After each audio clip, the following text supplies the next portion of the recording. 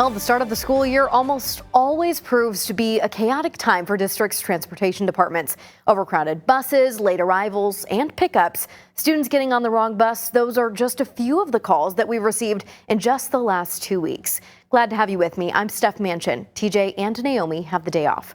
Broken Arrow Public Schools told me it's updating its technology to try to mitigate these New Year hiccups. It's not just a piece of mail or a box that's being delivered. This is precious cargo. With nearly 20,000 students, Broken Arrow Public Schools take safety very seriously. That's why they've updated their bus tracking app to eliminate the guesswork. With 15,000 students eligible for transportation, 200 buses, traveling 115 square miles, going as far north as Catoosa, as far south as Coweta.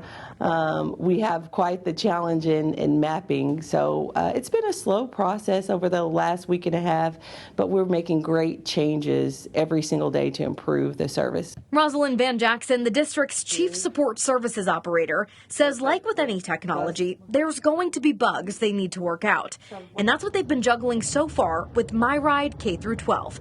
But she says this app is taking their safety and bus tracking to a whole new level, bringing parents real-time GPS data they've not had before. This morning alone, we sent about 35,000 messages to parents.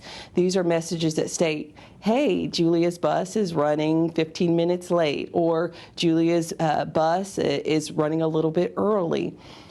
These messages go out without anyone in our department having to send them. They're automated. Because of updated bell times and redistricting, Van Jackson says they had to change the majority of their bus routes this year. They're focused on efficiency, both for their drivers and getting your kids into the classroom on time. And there's the bus route. All 200 buses now come with a tablet, giving drivers audible directions and alleviating some of the other typical issues that can happen at the start of the year. Let's say that a student comes to the bus and they don't know what bus they ride. Our drivers can look that student up in the tablet and identify the right bus for that student so that they don't get on a bus that they shouldn't be on. And more safety measures are on their way.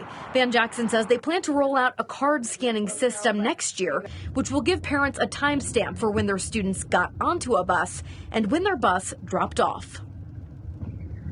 Van Jackson asks for parents' continued patience as they perfect the new system in the coming weeks.